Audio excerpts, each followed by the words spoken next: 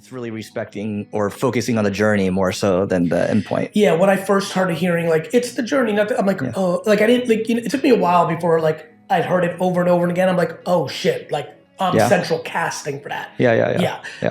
Even to my love of losing in entrepreneurship, I love the game of entrepreneurship more than I like myself. And what I mean by that is I get a sick, almost twisted joy out of when I lose because I'm like, good. Because you learn. Because I'm like, and even more than that. Yes, of course. No, it's like, I don't know if you see this, I'm getting goosebumps. It's like this sick respect for the game that I like when the game fucked me. Like I wasn't good enough. Somebody else did it better or I didn't see it. It's like being such a good fighter. Actually, I think about great fighters. I gotta talk to some of these MMA guys that I respect. I have to have dinner with one or two of the best of all time and ask them, do you think it's cool that you got knocked out because you enjoy the fact that you understand why you fucked up? Like, oh, I didn't fucking see his feint. Like, do you love the game so much that even at your own expense, there's some sort of joy beyond just learning? Some sort of like ideological respect for the whole thing. I respect entrepreneurship so much. I believe in merit so much. The reason I loved sports so much is either you win or lose. Right? You play. That's why I love fighting. Like you fight, someone's gonna win or lose. It's a fight. That's why I wish every boxing and MMA fight could not end in judging, because that's not merit. Just let them fight until somebody loses. Like that would be the ultimate sport in my opinion. I'm just gonna say it nice and slow. If you're good enough, if you're great, if you've got it, if you're a player in this game of entrepreneurship, the years that you would go if you decide to go help your family business expand its restaurant business or dry cleaning business or whatever, classic, often immigrant, but not always immigrant family businesses. If you go and give them 22 to 30, a couple things will happen. One, you're gonna learn a lot of shit pretty fast because you're gonna be in the trenches of a family business, not in a corporation where you're not learning any fucking real shit. Two, if you go straight into your game, that's epic. And I listen, I know if I was born in this era, I wouldn't have went into my dad's business. The internet would have been too much. It would have been too seductive. I would have made millions in high school, let alone, know, so I think that's real life. So I can't sit here and say, go into your family business where I know if 15-year-old me's listening, he's going direct to fucking consumer. But I do think you'll be happy that you did it. Even if you get into big fights with your family, remember, if you don't choose money over the love of your family, it will always be okay. It's always ego of the family members that's the issue, not the money. And here's the big one. I was 33 years old, let me put it that way. I was 33 years old, working full-time in a liquor wine store. You have time if you're good enough. That was my pit stop to do some mitzvah for my family. And then I've been on my actual solo journey since 34, so the last 14 years I've been building my world, and I'm feeling pretty good about it. Cool. One more thing, I want to hang on the Jets for one, and then I have some. I have a lot of questions. But how do you plan on structuring that deal for the Jets? I think because I know that I don't have the financial ability to buy the Jets within the next 5 years, I'm not spending too much time on it. Meaning, even in the last couple of years, the NFL is now more open to private equity invest. Like the thing, by the time I'm ready, there's gonna be so much change. Like, who knows with the blockchain, with new regulation, with cryptocurrency, with the new world order, the BRICS alliance, the US, the modern Cold War. I mean, I'd like to think I'm thoughtful enough to know that by the time I'm ready to strike in 20 years, the model that the model might be $5 from every human on earth, or it might be borrowing against all my assets, or I made the there's so many ways to, or I may meet 2 or 3 people tomorrow, let alone some people on my mind right now that become my greatest business friends who also might be diehard Jet fans, and they might be my partner group. So it's too far out for me to know. I just know that since somewhere around 1985, I've wanted to try to buy the Jets.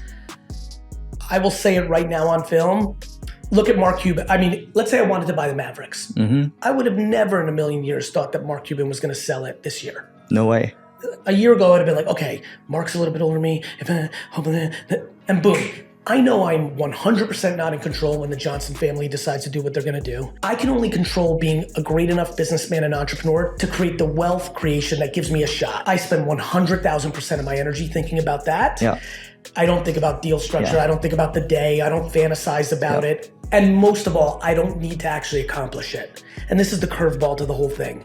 What I didn't know for a long time, until probably my mid-30s, even before the whole Garyvee thing started, somewhere around then I'm like, oh, I don't need to buy the jets. I need to try to buy the jets. And I would say for a lot of entrepreneurs that are listening, that will probably resonate. For the purebred, not the people that use entrepreneurship to make money to hide their insecurities. Right. I mean for the purebred entrepreneurs that will do it for the game. The ones like me that want to wake up at 6 a.m. on a Saturday to go garage sailing because buying something for $5 and selling it for 80 is fun because you're an entrepreneur.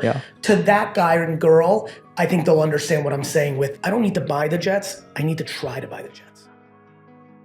You know, I think I plan on it by building 2 meaningful, maybe 3 meaningful businesses that I own, more so than, let's say, starting a fund or investing. And so the 2 big ones in my universe are VaynerX, the holding company that holds VaynerMedia and the other several marketing companies in that, and then VFriends, the intellectual property company that I started as an NFT project.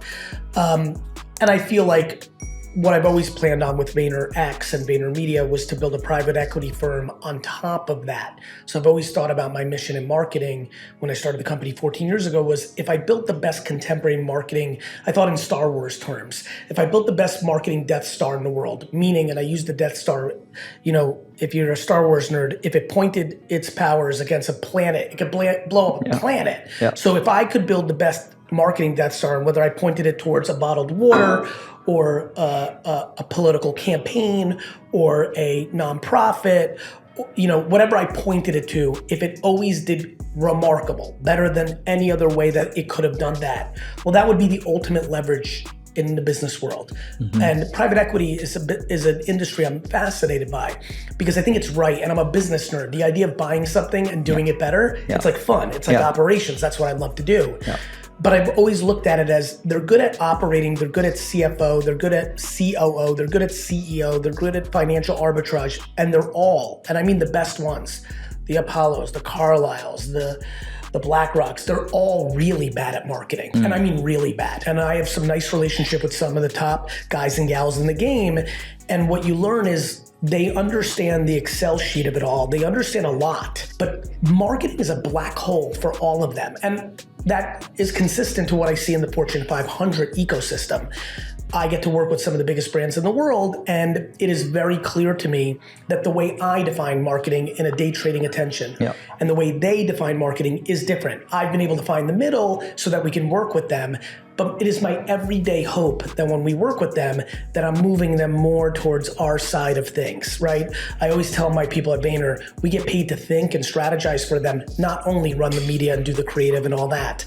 And so all that leads to a long rant of the 3 entities that I think could get me to the kind of business success that could allow me to fulfill my 4th grade dream is VFriends, VaynerX, and this private equity firm that I'm going to build on top of VaynerX, meaning the talent from VaynerX will come over and will be the first private equity firm that creates hyper growth of the businesses we buy, not just operational efficiency. At 48, if I execute that for the next 20 years, at 68, I feel like I'm in a position to make that kind of money.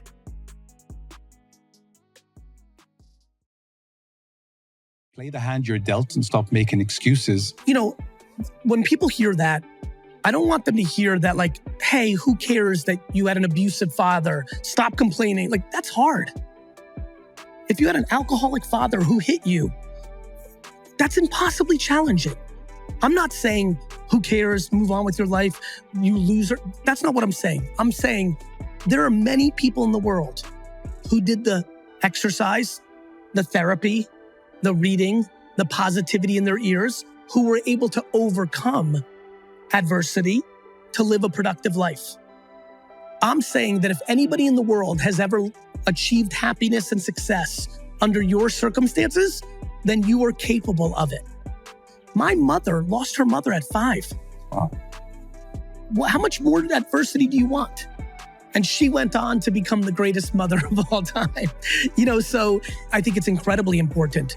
There's not a person listening, not a person right now behind the scenes or me and you that didn't have plenty of adversity in different ways. We all have our own adversities. I'll give you an example. I now believe one of the most adverse situations to be born into is extreme wealth. Something I would have never thought of 30 years ago. That if you told me, hey, Gary, give me a scenario where you immediately are going to worry for that person's life, I would say growing up, being born to a billionaire family that's third generation wealthy. That level of potential nepotism and judgment is profound. So when somebody grows up poor in a village with no water, it's very hard for them to be empathetic to a third generation billionaire's kid. However, until you walk in someone else's shoes, you don't know. And I can tell you, some of the deeply, deeply most unhappy people I know on earth are the ones that were born with the most, because it's a very challenging upbringing. Reminds me of a quote that says, the hard way is hard, but it's not as hard as the easy way. Oh, I like that quote. I've not heard that often. I think now that you've said it, I might have heard it once or twice. You took me there with your last story. I love you for that. It's a great quote. It's true. Because everything in life has a price. It just does. And I think, I think it's really, I like that quote a lot. Is suffering necessary for existence? I think it's less about, is it necessary for existence? I wish that many of us could live life without suffering. I just think it is. If we as humans are capable of loving, which we all are, it means suffering's part of the story. I mean, suffering is just a part of the journey. So I think I wish it wasn't a necessity. It's less of like, do I believe that somebody can live a perfect life? I mean, in theory, you'd like to think yes. But I think that's a little bit of delusion. There's nobody who will live a life, especially if they're lucky and get to live a life to 80, 90, 100. Not only will you deal with suffering, you will deal with multiple variations of suffering. And so humans love. And if you love, that means suffering is part of the equation. And so, I think it's part of what we signed up for. I mean, some of my biggest lessons in life, I grew from my first heartbreak. I grew from working under a toxic boss for 13 years. Of course. Before I started this. I grew from falling out with my best friend and cousin, and it made me a more resilient person. No question. Adversity is the foundation of success. Like that. It just is. And so as long as one can contextualize their suffering, let's use your cousin. I don't know the story. If you choose optimism, if you sit here today as a young man and say, that was horrible, I say maybe, but maybe we can say, look at how many years did you have a very good relationship with your cousin? I'm asking you, how many years? All my life. Give me the number. 38 years. I view you as very lucky. I was born to a very small family. Most of my family heritage was lost in the Holocaust. I don't even have a single cousin that's my age. So I hear that, and I look at my children and their relationships with their cousins, and I hear 38 years with a cousin as best friend. I view to choose optimism. I view you as lucky that you had 38 years of that. I'm quite back to suffering. When you have 38 years of that, when you don't have that, it hurts. And there's a lot of pain that came along with that for both of you, I'm sure. Truly. But I view it from my seat as an opportunity for you to view it as a remarkable gift that you had at all, right? There's that saying about losing love, but never having it at all, something like that. That's what you had with your cousin. You had 38 years of love, experiences, positive memories. Currently, the taste is not as good. But as you get older, my friend, only one thing will happen. The negativity will subside and the fondness of those first 38 years will grow, which is why so many people that love each other reconcile. The likelihood of you and your cousin you haven't reconciled yet. The likelihood of the two of you reconciling after 38 years of good is very high. It may take 4, 7, 12 years, and it may never happen. Sometimes people are too stubborn. Sometimes humility on both sides is lacking. Sometimes But there's times where truly, if God was looking down, one person was 100% wrong. It's rare, but it happens once in a blue moon. And usually that's the reason there is no reconciliation. But anytime anyone has a problem with somebody in that scenario, they're a contributor. Let me be very vulnerable. I have feelings towards people I resent. It was only into my mid-40s that I realized I was a contributor. My lack of candor in not telling people that I loved what was bothering me was the enabler for them to do more of it. Is that their fault, or was I a contributor to it? This has been one of the things I've been thinking a lot about. For some reason, we've weaponized the word hustle as a negative to mental health. In my world, there's no correlation. First of all, let's break down the word hustle. Instead of weaponizing the word hustle, like many people on the extreme side of like delusion, I view the word hustle as the word hard work. As a matter of fact, maybe something you know and others here know is I've stopped using hustle and now I just use hard work. To me, it's always meant the same thing. So I believe in hard work. I really have no idea how you achieve anything without it. Not in the gym, not in self-esteem, not in complacency, not in mental health, and definitely not in business. So for me, hard work does not have any contribution to burnout or mental health issues. Why people burn out and have health issues is because they're not self-aware and because they're insecure. If you're working 14 hours a day, taking drugs, doing the wrong things, all to achieve $1 million to impress others, you will 100% of the time burn out. When you work 15 hours a day because you like it more than any other thing you could be doing those 15 hours, more than playing football, more than cooking, more than watching a movie, more than listening to Drake and Kendrick Lamar, more than anything in the world that you would rather do is work than anything else, the only thing you're guaranteeing yourself is good mental health. I think the world has this wrong. I think the word hard work has been demonized by people that don't want to put in hard work. And I believe that there are unlimited people out there who hustle, who are incredibly happy. And I personally know hundreds, if not thousands of people who are incredibly balanced in their 35 hours of work a week, who are deeply insecure, have major mental health issues. There's no correlation of the two. And I loved how you responded because we've brought them together and we have it completely confused. Talk about something that I talk a lot about that the kids don't like. People, when I say patience, one of the most fascinating things that has happened in my life's journey is realizing people will take words and give them definitions that are not of that word. Mo, do you know that most young people that DM me, that push against me for patience, describe it not as patience? When they hear me talk about patience, they think I'm saying indecisiveness, non-action, or worst of all, most people misinterpret patience for complacency. The last thing I am is complacent. The last thing I am is indifferent or impatient. I think that patience is incredibly important. Insecurity is predicated on needing validation from others. No wonder so many guys are impatient to make $1 million because they want to buy a BMW and a Rolex to impress the opposite sex and their friends. When you are actually secure and self-confident, you can lean on patience to be your friend. When you lean on patience to be your friend, you achieve much greater success. Shortcuts and missteps have direct correlation to mitigating and limiting your upside. The more patience you have to pill it out, the more likely you will succeed. Most people's impatience comes from one source: insecurity. I've got to get famous now. I've got to make $1 million now. Why? They need that asset for everybody else.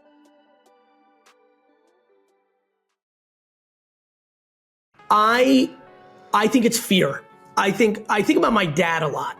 My dad, I think it's how people view their ability to go backwards. So I think that there's something very scary about my chemicals. And Sam, I've always felt this in you as well. It's funny that you brought it up. I don't know if I don't know you well enough to know this, and I'm not even sure you're gonna believe me when I say it, but I do think you have a good shot of understanding what I'm about to say. My favorite Rocky is Rocky 6, when he goes back to Philly with nothing. Yeah. Sean, there's something so weird in me, and it's almost like, am I sandbagging myself? Like, I'm gonna be very vulnerable here. Like, I don't view it as like I'm cool. I actually view it as I'm potentially flawed, right? Like, there's something in me that romanticizes being okay with it all falling down. I'm back in like Queens in a $400 a month apartment. The entire internet is like, see, he was fucking overrated. I told, all the people that loved me, all the friends they have that don't love me are like, see, your fucking guy was a loser. He fucked it up. He sucks. I don't know why I like that, but I believe, Sam, to answer your question, it's something to do with that chemical. I believe the people that, I think you brought up some good stuff. I think a lot about if my dad had a supermarket instead of a liquor store, I would have taken that to way bigger heights, because liquor was, you couldn't ship it. And, sure. There's that's like the luck component. Yeah, there's a ton of serendipity. Like, honestly, I think a lot about if my dad didn't want me to work in his store, I would have went to, because I fell in love with tech, I might have went to California, and who the fuck knows what I've created in 95, 6, 7, 8, like could have had one of those Mark Cuban moments. I think about that. Or, I think when you can sell, for everyone who's listening, and if you have kids like this, if you can sell, you're in the game, right? Like, if you can sell, you'll never be like zero, right? And so, what do you got here? How do you want it? Is 1234.com available? No, dude, 1234 is owned by like a telecom. Yeah, that's what I figured. That's impossible. I like the 137. Okay. Yeah, do that. Are you kidding me? Dude, I love that. That was so dope. I'm so pumped about this, bro. The funny thing, by the way, Ben, my guy, he texted us a screenshot of GoDaddy. It's 1234.org, 15,000. He just said, pull the trigger, question mark. No, don't pull that one. Actually, this is a good one. I never think you should overpay for names, because I think names are made. McDonald's. Dude, I agree. Right, Sam? Like, McDonald's. Dude, but you know who disagrees? Fucking Dharmesh. Dharmesh. I know. Dude, I've been with him multiple times. So Dharmesh founded HubSpot, which bought my company, and I've gotten close with him. He's like, dude, I bought chat.com today. I'm like, why? He goes, because it was available. I was like, well, what are you going to do with it? He's like, I'm not sure, but I'm going to figure something out. But I paid 8 figures for it. Yeah, look, he's smart. He knows like that, look, as long as .com, I mean, to me, the scary thing let me take a step back, not go too fast. He's smart enough to know he could probably flip that, because it's a very, very, very big deal. And he's got stupid amounts of money. Correct, which is amazing. On the flip side, there is a little concern for me of what happens when this no longer becomes the remote control of our society, right? Like, I'm very fascinated by 20 years from now. Talk about 16 years ago on Tumblr. 16 years from now, if you told me that 16 years from now we live in a predominant VR world, I would be like, maybe. Like, I can see that possibility, right? You could see that it's pushing in a direction. I don't think it's going to end up being these Apple Pro, Google Glass, Snap, the Facebook thing, Quest. My intuition is that it's going to have to be much more lightweight, but I never underestimate the human being. I'm positive somebody's going to make the contact lenses that work like this, and then we're off to the races. Because now, back to the way I think about day trading attention, this no longer houses the attention. Now it's housed here. Whoever controls that paradigm wins big. And then all of a sudden, does .com even matter in that? Is that how the UI UX works? Because .com didn't matter at all in 1990. When I started the company 14 years ago, everyone's like, what the fuck? Why don't you do search? And I was like, first of all, I thought if I built a very big company, I'd be able to M&A search if I wanted to add it, right? It was already established. I grew up on search the 15 years before. And so here's a good one for the kids. If you're building towards the future, if you're capable, remember that you can always buy the current. And that's how I thought about search.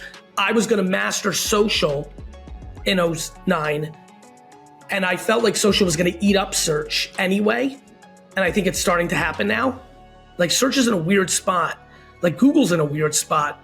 Like it's in a great spot in some ways, but yeah, I think search is definitely a different world. Like if your business, I actually spoke to somebody Thursday who is really getting hurt because he was one-dimensional on search. And I that's such a fear of mine, that if you sell your stuff via email, via your podcast, via social media content, via search, you must develop into a Swiss Army knife, because if you're just a fork, if you're just one-dimensional, you're gonna get caught.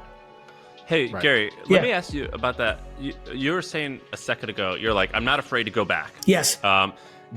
So like the way that I run my personal finances is I've got like my safety net. So I've got this like account that has enough money that I'm good forever. Same. And so that's in Vanguard and bonds. And Same. So it's like, I've never touched that. And Same. then anything above that amount, I'll bet it. Same. And I'll like start new shit. Same. And so you're talking about like, you don't mind going back, but it sounds like that's not exactly how you run your finances. So do you have like a safety net, and then anything above that, you're like, yes, bet it. Or do you just use profits from Vayner to make these bets? How does that work?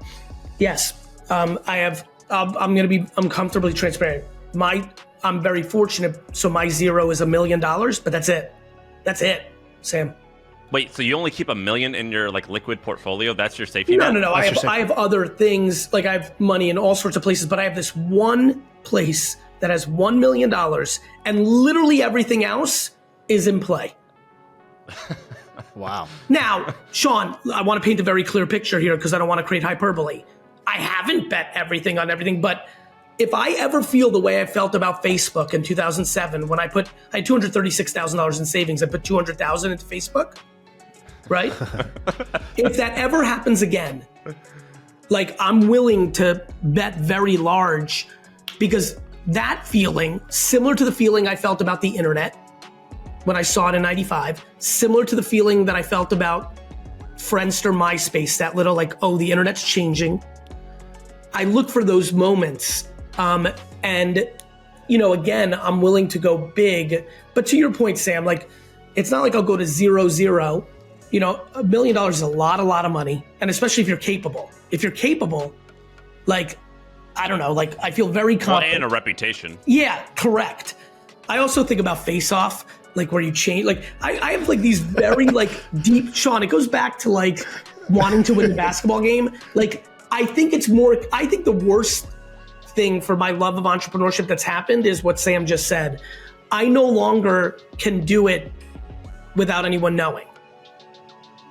It's a whole different game. It was so fun when people didn't know. What you're saying reminds me of, two things. I think it's super interesting that your answer to what's the difference you've seen in the mindset, the psychology, was who's willing to go backwards. And almost what you said was, you almost kind of crave, there's like a romantic idea about going back, which I like a lot. I resonate with that a lot. It's almost like there's TV shows I wish I could go watch again for the first time. In the same way, like there's no greater feeling than going from not making it to making it.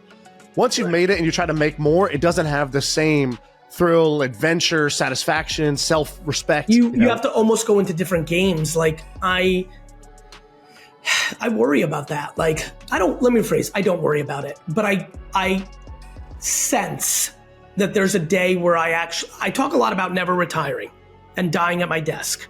And then there's an equal part of me that realizes that I'm very wired in a way where I just might wake up at 79 and be like, you know what?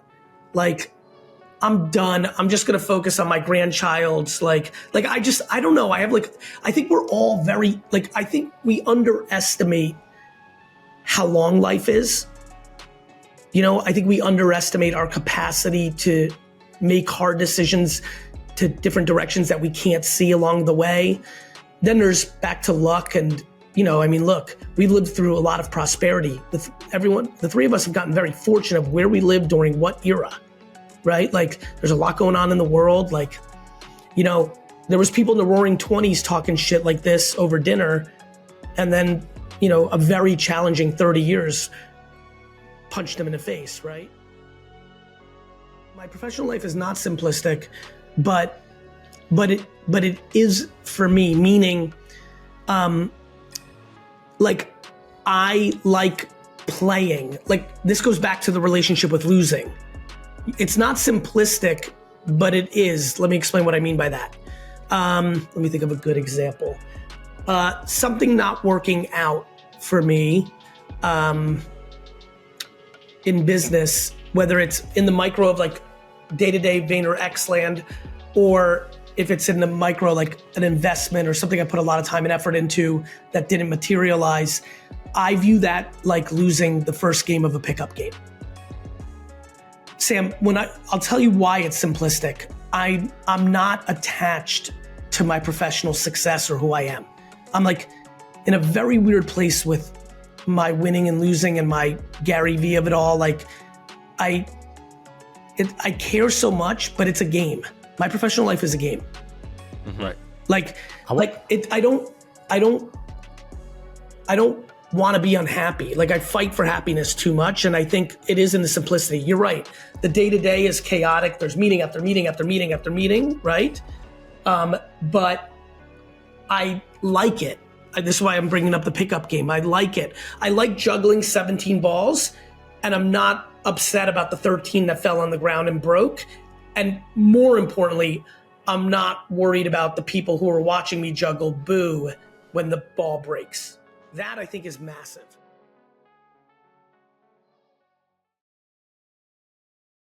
I have no interest in people working 15 hours a day unless they're like me, which is, it is their favorite thing to do in the world. For me, it is my hobby. My profession is my hobby. And if that's not you, then you should only work 7 hours a day. When I don't do things I like, I want to do them for 1 minute a day. And if you don't like your job, you shouldn't work 10 hours a day. That sounds fucking miserable. That's why I got D's and F's. That's why I don't like going to the gym. That's why I don't hang pictures on the wall, because I don't like handyman shit. Yeah. Other people can't wait for tomorrow, it's a Friday as we're recording this, to do work around the house. They enjoy it. It's their therapy. It's their ASMR. Fuck that shit. I would rather rip my arm off than fucking paint a fucking wall. Yeah. Everyone's different. You know what's heavily underrated too? It's, as you're talking about, like, you don't want to do these things. It's, if you're an entrepreneur, designing the organization around your strengths. Oh, that's the only way I've built all my companies. Yeah. The first thing I do every time I build a company is surround people with strengths in the things that I don't like to do that are most important. Mm-hmm. We hired a head of legal, Mark Yudkin, who's now my COO, is my fucking brother. We hired him way too early. We couldn't afford him. I went for it. I was like, fuck it, we're gonna need this, and I'm not reading a fucking contract. Are you in fucking mind? Right. Yeah. So I'm with you. Yeah.